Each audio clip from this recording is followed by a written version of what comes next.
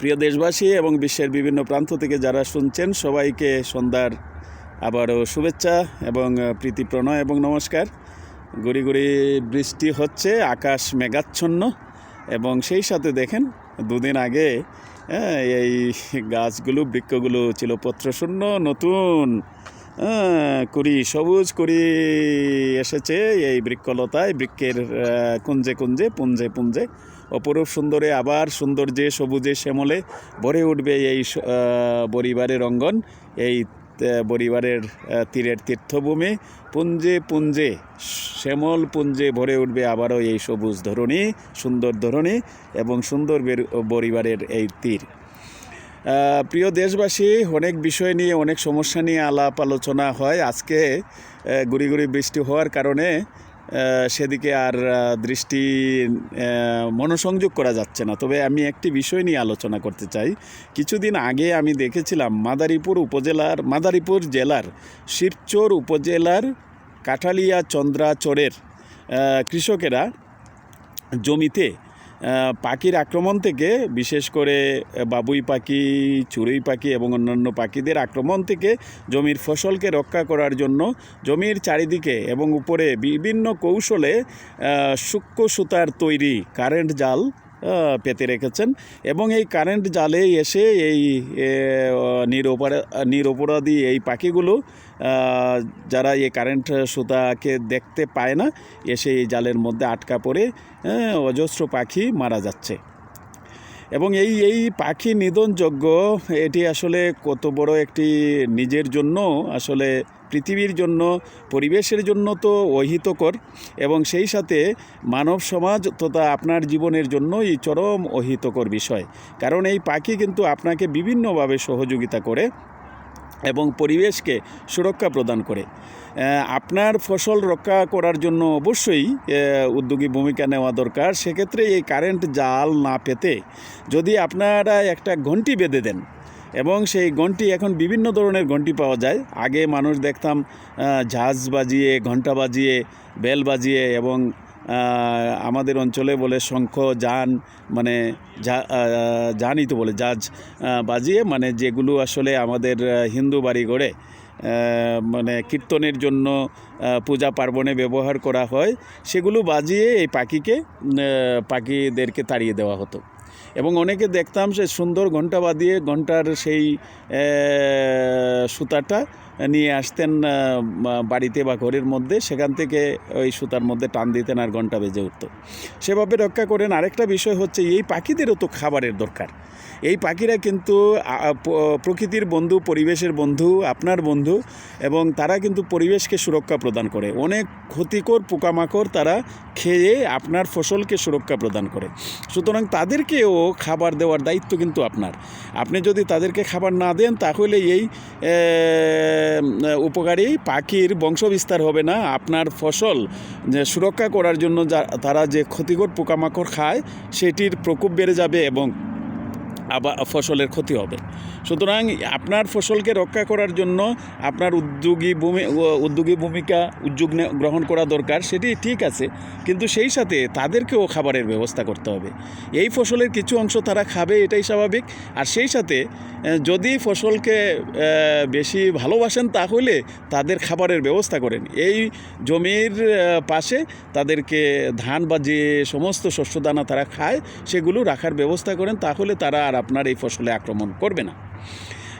এইভাবে দেশব্যাপী এই ধরনের ঘটনা ঘটছে।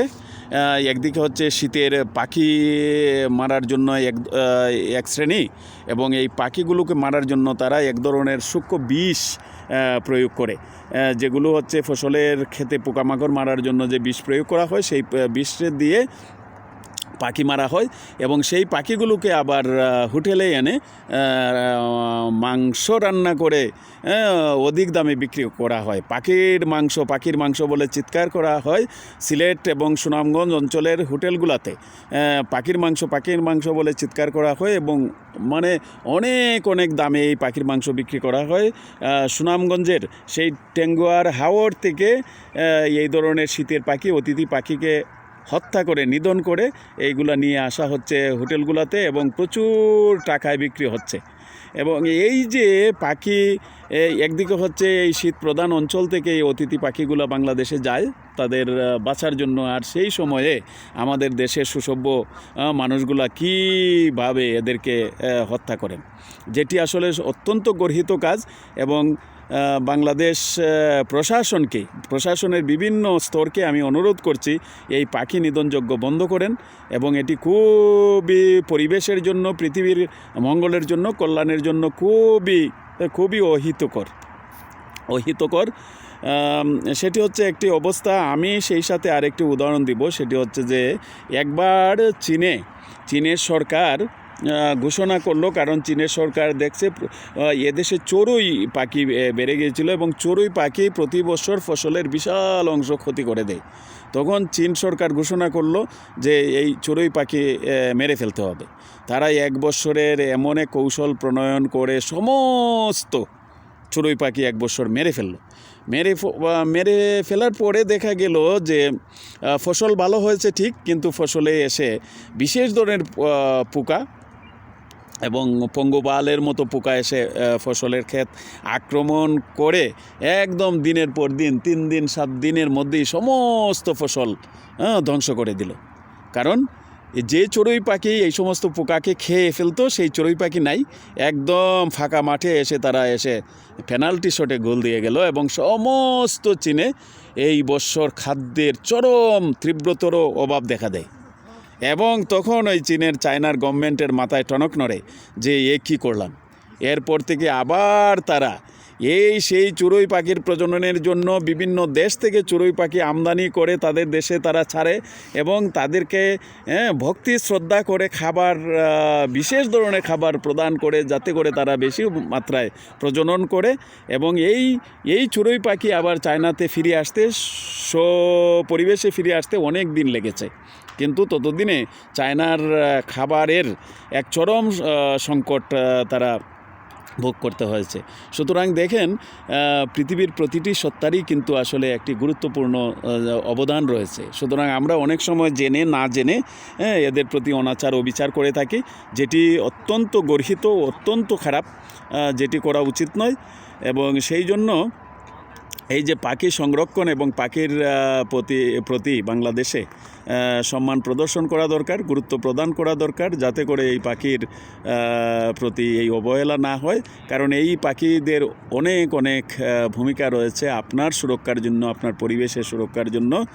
সেই সাথে আরেকটি বিষয় আমি বলবো, সেটি হচ্ছে জাপানের কৃষি এবং কৃষকদের উন্নয়ন তথা কৃষকদেরকে যে সম্মান করা হয়, সেই সম্মানের কথাটি বলবো। সেটি হচ্ছে জাপানের কৃষকেরা এক ধরনের চাউল উৎপাদন করে, সেটি হচ্ছে স্টিকি রাইস বলা হয়। স্টিকি রাইস হচ্ছে জাপানিরা, আপনারা জানেন জাপানের প্রধান খাবার হচ্ছে সুশি, এবং এই সুশি খাবারের জন্য তারা এই স্টিকি রাইস ব্যবহার করে এবং সামুদ্রিক শৈবাল থেকে বিভিন্ন ধরনের এই উপকরণ তৈরি করে, স্যালমন ফিশ এবং টুনা ফিশ সহ অনেক শক্ত টাইপের ফিশ তারা ব্যবহার করে, যেটি আমাদের দেশের শোল গজার মাছগুলো যেভাবে শক্ত এবং মাংসলো এবং শক্ত মাংসের মাছ, সেই ধরনের মাছ হচ্ছে স্যালমন ফিশ এবং টুনা ফিশ। এবং আরেকটি হচ্ছে মনে পড়ছে না এই মুহূর্তের নামটি। এই মাছগুলো তারা ব্যবহার করে সুশি খাবারের জন্য, এবং এই সুশি খাবারের মূল উপাদান হচ্ছে স্টিকি রাইস। আমাদের দেশে অনেকটা হচ্ছে সিলেট অঞ্চলে যেটাকে বলা হয় বিরুন ধান, বিন্নিও বলে অনেকে, বিন্নি ধান বা বিন্নি চাউল, যে আঠালো ভাত হয়, এবং এই ভাতকে, এই বিন্নি ধানকে বলা হয় যে আসলে রাজ পরিবারের খাবার, রাজ পরিবারের খাবারের জন্য এটা ব্যবহার করা হতো। এবং এই খাবারের সাথে ঘি, মাখন, দুধ, দধি, ছানা ছোটোবেলায় দেখেছে আমাদের বাড়িতে স্পেশালভাবে তৈরি করা হতো। এক ধরনের লালি গুড়, যেটা সিলেট অঞ্চলে বলে মরচা গুড়, আর হচ্ছে ঘি, মাখন, দুধ, দই, ছানা সহকারে এই ভাত খাওয়া হতো। এবং সেই সাথে আরেকটি ধান হচ্ছে কালোজিরা। কালোজিরা হচ্ছে রাজ পরিবারের খাবার এবং কালোজিরার চাল খুবই সুগন্ধিযুক্ত এবং ধানের গাছও হয় ডিপ খয়েরি রঙের এবং কালো রঙেরই বলতে গেলে, এবং ধানটাও কালো রঙের। এবং এটি বাংলাদেশে আমি শুনেছি এখন নাকি ঢাকাতে 500 টাকা কেজি এই চাউলের দাম। তো আপনারা সেই ধানগুলো উৎপাদন করবেন, কারণ এটি কম পরিমাণে কম হয়, কারণ এটি হচ্ছে আমাদের দেশীয় প্রজাতি, কিন্তু কম উৎপন্ন হইলেও ধানের মন হচ্ছে 4000-5000 টাকা। এবং যদি 500 টাকা কেজি হয়, সেটি যদি চাউল হিসাবে বিক্রি করা যায় ঢাকা শহরে, তাহলে তো আর লালে লাল। সেটি হচ্ছে তো মিডলম্যানরা লাভবান হয়, কৃষকরা লাভবান হতে পারে না। তো যেটি বলছি যে জাপানের যে চাউলটা সুশি খাবারের জন্য যে স্টিকি রাইস দরকার হয়, জাপানের কৃষকরা, জাপান মূলত একটি দ্বীপরাষ্ট্র, চতুর্দিকে শুধু সাগর আর সাগর। জাপানের কৃষকরা, এটি গ্রামের কৃষকরা এই স্টিকি চাউল তৈরি করে উৎপাদন করে, কিন্তু জাপান সরকার সেই স্টিকি চাউল, সমস্ত স্টিকি চাউল ধান কৃষকদের কাছ থেকে মানে দ্বিগুণ দামে কিনে নেয়। দ্বিগুণ দামে কিনে নিয়ে তারা জাপানের বাজারে কম মূল্যে, সুলভ মূল্যে তারা বাজারে এই চাউল বিক্রি করে। তো একজন গবেষক তাদেরকে প্রশ্ন করেছিলেন, জাপানের একদল বিজ্ঞানীকে, যে তোমাদের দেশে এই যে স্টিকি চাউল, সেই চাল তো তোমরা অন্য দেশ থেকে, পার্শ্ববর্তী দেশ এবং প্রতিবেশী দেশগুলোতে অনেক কম দামে কিনতে পারো এবং সেটি আরও কম দামে তোমরা তোমাদের বাজারে বিক্রি করতে পারো, তাহলে কেন কৃষকদের কাছ থেকে এত বেশি দামে কিনো, আর কেনই বা বাজারে তোমরা কম দামে এই চাউল বিক্রি করো? তখন এই জাপানের বিজ্ঞানী দল বললেন, এটা যদি আপনারা বুঝতেন তাইলে তো আমরা আমাদের কৃষকদেরকে খুব সম্মান করি এবং কৃষকরা যাতে এই কৃষিকাজে থাকে সেই জন্য আমরা তাদেরকে প্রণোদনা হিসাবে তাদের উৎপাদিত পণ্যের দাম আমরা বেশি দামে আমরা কিনি। কারণটা হচ্ছে জাপান মূলত হচ্ছে একটা দ্বীপরাষ্ট্র। এখানে হচ্ছে কৃষি কাজে যদি মানুষ না থাকে, তাইলে হঠাৎ করে অন্য বহিঃশত্রু দ্বারা যদি আমরা আক্রান্ত হই এবং সেটি যুদ্ধ যদি কয়েক বছর চলতে থাকে, সেক্ষেত্রে আমাদেরকে তো আর টয়োটা গাড়ি খেয়ে তো আমরা বাঁচতে পারবো না, আমাদেরকে বাঁচতে হবে খাবার খেয়ে। এবং আমাদের কৃষকরা যদি কৃষিকাজ থেকে যদি মুখ ফিরিয়ে নেয়, তারা যদি এই জাপানিদের জন্য যদি স্টিকি রাইস এই খাবার তৈরি না করে এবং আমরা পরমুখাপেক্ষী হয়ে যাব, পরনির্ভরশীল হয়ে যাব, আর আমরা যদি শত্রু দ্বারা আক্রান্ত হই, আমাদের চতুর্দিক যদি বন্ধ হয়ে যায় যোগাযোগ, তাহলে আমরা তো না খেয়ে মারা যাব। এই জন্য আমরা আমাদের কৃষকদেরকে অত্যন্ত সম্মান করি, সম্মান প্রদর্শন করি, তাদের উৎপাদিত পণ্যকে আমরা খুব গুরুত্বের সহকারে সম্মানের সাথে অধিক দামে ক্রয় করি, যাতে করে তারা এই কৃষিকার্যে সাথে থাকে, মনোনিবেশ করে, এবং আমাদের দেশে যেন কখনো বহিঃশত্রু দ্বারা আক্রান্ত হলে আমরা যেন কোনো সমস্যার মধ্যে না পড়ি। আর এই কৃষকরা আমাদের মুখে ভাত তুলে দিচ্ছেন, প্রতিদিন আমাদের সুশি খাবার মুখে তুলে দিচ্ছেন। তারা হচ্ছেন আমাদের আরাধ্য, আমাদের দেবতা তুল্য, তারা হচ্ছেন আমাদের পরম স্রষ্টার অংশ, কারণ তারা তাদের পরিশ্রম দিয়ে এই সোনার ফসল ফলান এই জাপানের মাটিতে, এবং তারা আমাদের কাছে, আমাদের সৃষ্টিকর্তার পরেই আমাদের কাছে স্থান। সুতরাং জাপানের সমস্ত প্রশাসন এবং ব্যাংক, বীমা প্রতিষ্ঠান, কৃষি উন্নয়ন কর্পোরেশন সহ এই কৃষকদেরকে অত্যন্ত গভীরভাবে শ্রদ্ধা করেন।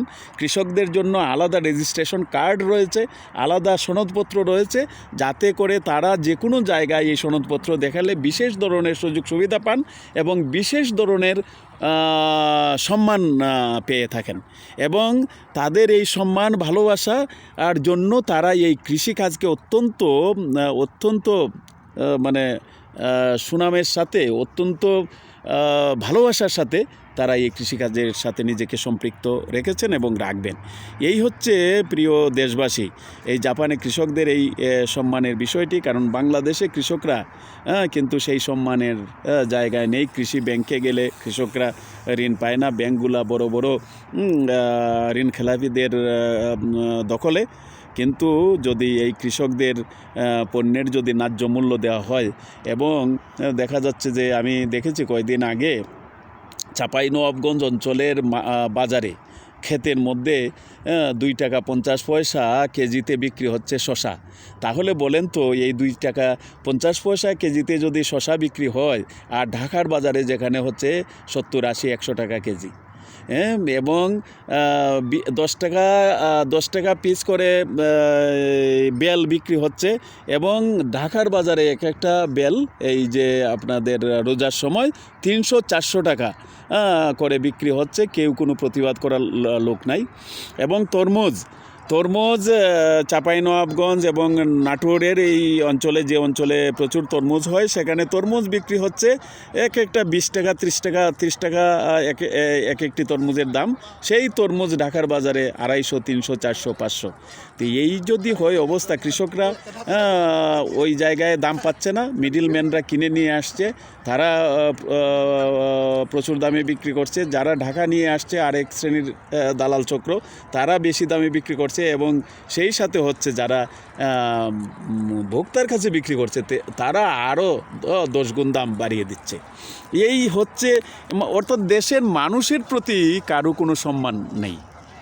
যেমনিভাবে কৃষকদের প্রতি সম্মান নেই দেশের বিভিন্ন প্রতিষ্ঠানগুলোর, ঠিক তেমনিভাবে এই যে যারা বিক্রি করছে এখানে এনে, তারা বিক্রি করছে এই ভোক্তাদের জন্য, কিন্তু ভোক্তাদের প্রতিও কোনো সম্মান নেই। যেভাবে খুশি তা করে যাচ্ছে। সুতরাং এই বিষয়গুলো হচ্ছে বলার উদ্দেশ্যই হচ্ছে, একদিকে হচ্ছে দেশকে সুন্দর করতে হলে দেশের উন্নয়নের জন্য কৃষকদেরকে সম্মান দিতে হবে। কৃষকরা যাতে তাদের পণ্যের ন্যায্য মূল্য পায়, তাহলে তারা কৃষিকাজ করবে। আর সেই সাথে সমস্ত সুযোগ, কৃষি ব্যাংক থেকে লোন থেকে শুরু করে সার, বীজ, উন্নতমানের বীজ, এবং উপজেলাগুলোতে কৃষি কর্মকর্তা, কৃষি বিভাগ রয়েছে, তারা যাতে এই কৃষকদেরকে সঠিক পরামর্শ দিয়ে মাঠে মাঠে তারা বিচরণ করেন। এবং আমি বিভিন্ন অঞ্চলে দেখছি, অবশ্য বাংলাদেশে এই বিভিন্ন বেসরকারি প্রতিষ্ঠানগুলো তারা মাঠে মানে তাদের স্পেশালিস্ট পাঠায়, এবং তারা মাঠে মাঠে কৃষকদেরকে গিয়ে প্রেসক্রিপশন পত্র, মানে ব্যবস্থাপত্র লিখে দিয়ে আসে, কোন ফসলের জন্য কোন ধরনের ট্রিটমেন্ট এবং সার, বীজ, কীটনাশক এইগুলো সম্বন্ধে ব্যবস্থাপত্র প্রদান করে।